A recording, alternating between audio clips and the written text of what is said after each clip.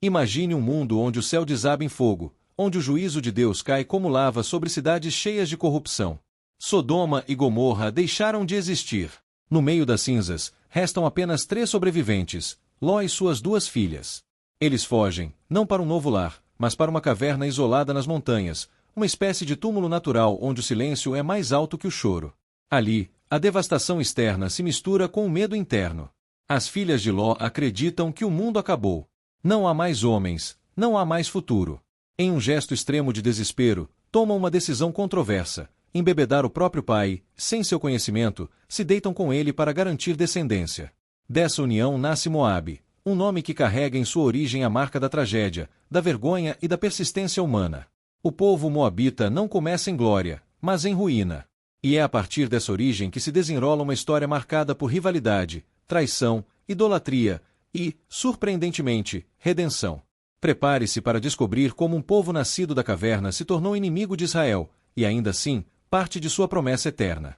Moabe nasce não apenas de um ventre, mas de uma tensão moral. Fruto de uma união entre pai e filha, sua existência já começa carregada de ambiguidades. Ele cresce longe de qualquer cidade estruturada, no deserto oriental do Mar Morto, uma região de rochas secas, clima impiedoso e pouca vida. A geografia molda seu povo, resistentes, desconfiados, distantes. Com o tempo, os moabitas desenvolvem sua própria cultura, religião e identidade. Eram parentes distantes de Israel, mas seguiram outro caminho, espiritual e político. Estabeleceram sua capital em Ar, construíram fortalezas e adoraram Quemos, seu deus nacional, um reflexo de sua independência religiosa. Distantes da aliança abraâmica, tornaram-se uma nação paralela, mas em constante comparação com os filhos de Jacó. Os moabitas não buscavam reconciliação, mas sobrevivência. Seus ancestrais sabiam que carregavam uma origem pouco nobre, e, talvez por isso, forjaram uma identidade à parte, orgulhosa e hostil. O nascimento de Moabe inaugura uma linhagem que sempre esteve à margem, nem totalmente pagã, nem parte da aliança. Um povo entre fronteiras, físicas e espirituais, que logo deixaria de ser apenas um parente distante para se tornar um problema estratégico e moral para Israel. Após 40 anos vagando pelo deserto, os israelitas finalmente se aproximam da terra prometida. Em seu caminho, está Moabe. Moisés envia mensageiros pedindo apenas passagem pacífica. Não há ameaça, apenas um pedido: deixe-nos passar por sua terra. Não tocaremos em vinhas, nem beberemos de seus poços. Mas a resposta é um sonoro não. Os moabitas, movidos pelo medo e talvez pelo desprezo, recusam. Fecham seus caminhos e seus corações. Essa recusa não é apenas política, ela tem um peso espiritual. Israel não é uma nação comum, é o povo da promessa. Rejeitá-los é, em certo sentido, rejeitar a mão estendida de Deus. O ressentimento nasce ali. Deus registra essa hostilidade. Em Deuteronômio 23, Moabe é proibido de entrar na congregação do Senhor até a 10ª geração. A ofensa não foi esquecida. A recusa de um simples gesto de hospitalidade se torna o ponto de partida para séculos de rivalidade. O que poderia ter sido reconciliação, virou separação. O parente se tornou opositor. E, a partir daquele momento, os moabitas deixaram claro: não caminhariam com Israel, nem mesmo por um momento. O povo de Israel continua avançando. Suas vitórias contra reis amorreus assustam os vizinhos. E Balac, rei de Moabe, entra em pânico. Ele não acredita que poderá vencer Israel com armas, então recorre a algo mais sombrio: a maldição. Balac envia mensageiros a um profeta chamado Balaão. Sua missão: contratar palavras, amaldiçoar Israel em troca de ouro. Balaão hesita. Ele sabe que o Deus de Israel não é manipulável. Mas a oferta é tentadora. Após várias consultas espirituais e revelações, Balaão parte para encontrar Balac. No caminho, é confrontado por um anjo e até por uma jumenta que fala, um aviso divino claro de que ele está trilhando um caminho perigoso. Mesmo assim, Balaão segue. Quando finalmente tenta amaldiçoar Israel, algo surpreendente acontece: sua boca só pronuncia bênçãos. 3 vezes, Balac exige maldição. 3 vezes, Deus transforma em bênção. Israel é chamado de leão que não pode ser detido, povo separado, e abençoado por Deus. Balac se enfurece. Mas a lição é clara: nenhuma estratégia humana, nem mesmo a manipulação espiritual, pode frustrar os planos do Altíssimo. Essa tentativa frustrada de Balac marca um ponto decisivo. Moabe não apenas rejeitou Israel fisicamente, agora tenta derrotá-lo espiritualmente. Mas Deus cela diante de todos: Israel não pode ser amaldiçoado. O povo da aliança tem um protetor que transforma até as setas espirituais em escudos de bênção. E Moabe, mais uma vez, se vê impotente diante da promessa. Derrotado na tentativa de amaldiçoar Israel, Balaque e os moabitas mudam de tática. Se não podem vencê-los por fora, tentarão por dentro. Surge uma estratégia silenciosa, mas devastadora: a sedução. As mulheres moabitas, belas e astutas, se aproximam dos homens israelitas. O convite não é apenas para a cama, é para o altar. Elas os atraem para o culto a Baal de Peor, uma divindade ligada à fertilidade e práticas sensuais. O que começa com flerte termina com rituais abomináveis. O povo que foi alimentado com maná agora se curva diante de ídolos. Deus se enfurece. A infidelidade espiritual é mais grave que qualquer batalha. Uma praga se espalha pelo acampamento israelita, matando milhares. O povo está em crise. Então surge um homem, Fineias, neto de Arão. Ele vê um israelita levando uma mulher midianita para dentro de sua tenda, em plena praga, em plena desobediência. Fineias não hesita. Empunha uma lança e atravessa o casal, encerrando o ciclo de idolatria com um ato de zelo. A praga cessa, mas a cicatriz permanece. A estratégia de Moabe funcionou, por um tempo. Eles feriram Israel onde era mais vulnerável, no coração. Não com espadas, mas com desejos. Foi a primeira guerra cultural das Escrituras. E a lição é atemporal: os inimigos da fé muitas vezes não atacam com força bruta, mas com sedução suave. Oferecem beleza, prazer e inclusão, à custa da verdade. Hoje, os altares de Baal são outros, mas o convite é o mesmo: negociar convicções em nome de algum benefício temporário. A história de Peor nos lembra que a idolatria nem sempre começa com negação, às vezes começa com atração. E que o zelo por Deus ainda é a única resposta legítima quando a fé é corrompida de dentro para fora. Em meio à tensão entre Moabe e Israel, surge uma história que desafia todas as expectativas. Durante um tempo de fome em Belém, uma mulher israelita chamada Noemi parte com seu marido e filhos rumo à terra de Moabe, a terra do inimigo. Ali, seus filhos se casam com mulheres moabitas. Uma delas é Rute. Mas a tragédia não tarda. O marido de Noemi e seus filhos morrem.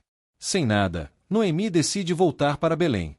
Rute, a moabita, escolhe ir com ela, declarando uma das frases mais belas da Bíblia: o teu povo será o meu povo, o teu Deus será o meu Deus.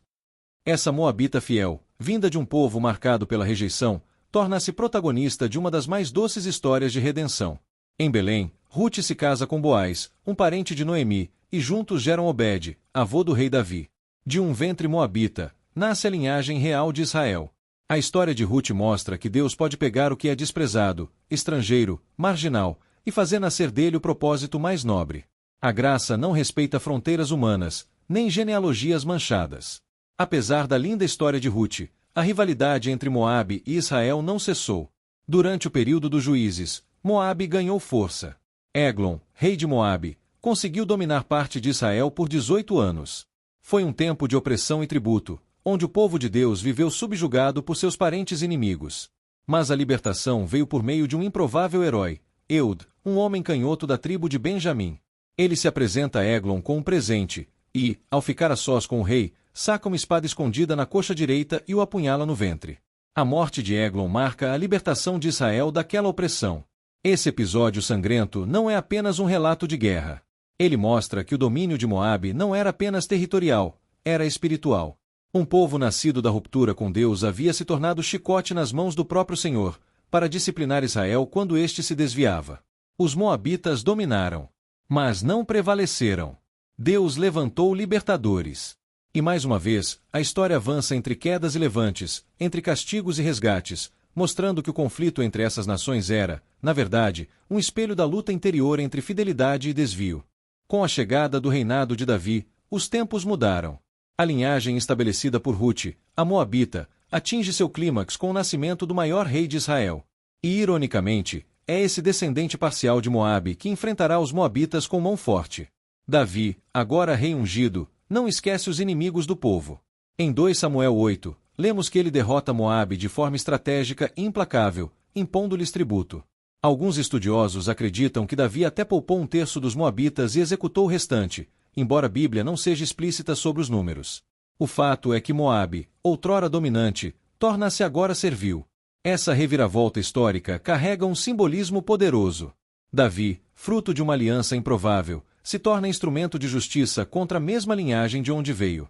É como se a própria história fosse redimida por meio dele. E aqui cabe uma reflexão profunda para os dias de hoje. Quantas vezes somos filhos de histórias quebradas, de passados conturbados, de famílias com erros e quedas? Mas Deus, ao nos redimir, também nos usa para transformar aquilo que nos feriu. Davi não ignorou seu passado, ele o redirecionou. Usou sua força para restaurar ordem, não perpetuar ruína. Moabe, símbolo de traição e idolatria, agora é colocado sob domínio justo. E Davi, herdeiro da promessa, nos mostra que é possível vencer não apenas o inimigo externo, mas também as marcas internas de um passado imperfeito. Assim como Davi, cada um de nós pode ser chamado para enfrentar as sombras do nosso próprio nome e transformar dor em propósito, fraqueza em missão. O fim da história de Moabe não é glorioso. Séculos após Davi, os profetas se levantam com mensagens claras: o juízo de Deus está chegando. Esaías, Jeremias e Ezequiel dedicam capítulos inteiros ao destino de Moabe. Palavras como pranto, desolação e aniquilação aparecem com frequência. A cidade de Ar será destruída. A soberba de Moabe será abatida. Seus ídolos, silenciados. O motivo: orgulho, idolatria e crueldade. Moabe, que poderia ter sido aliado, escolheu o caminho da oposição sistemática a Deus e ao seu povo. Suas alianças foram carnais, sua confiança foi em fortalezas, não em arrependimento. E então, Moabe desaparece da história. Engolido por impérios, absorvido por culturas, esquecido pelos mapas. Mas não pelas escrituras. A queda de Moabe nos convida a refletir sobre o fim inevitável de tudo que se levanta contra os planos de Deus. Nem mesmo um povo com raízes antigas, com história entrelaçada à de Israel, escapou do julgamento. Por outro lado, Rute nos mostra que mesmo dentro de Moabe, existia a possibilidade de redenção. A história se encerra com contraste: orgulho traz ruína, fé traz vida. Que parte da história escolhemos viver, a do conflito eterno ou a da restauração divina? Moabe nasceu de um erro. Cresceu em meio à rejeição, idolatria, guerras, e desapareceu da história como uma sombra do que poderia ter sido. Mas Deus, em sua graça, fez brotar uma flor no deserto. Rute, uma mulher moabita, decidiu mudar o rumo da sua história. Ela escolheu a fé. Escolheu o Deus de Israel. E a partir dela veio o rei Davi, e, mais tarde, o rei dos reis, Jesus. Sabe o que isso nos ensina? Que nossas origens não definem nosso destino. Que não importa o que fizeram conosco, ou o que fizemos no passado, o que muda tudo é a nossa escolha hoje. Talvez você tenha vindo de uma família destruída, de uma história marcada por erros, abusos ou distância de Deus. Mas hoje, assim como Rute, você pode dizer: o teu Deus será o meu Deus. E essa decisão pode mudar tudo. Porque quando escolhemos Deus, Ele escolhe escrever uma nova história em nós. Que o passado não te prenda. Que a graça te liberte. E que, como Rute, você seja o começo de uma nova linhagem. Essa é a luz do Verbo, e ela ainda brilha. Para não perder mais conteúdos como este, curta, comente, compartilhe e nos siga aqui no YouTube.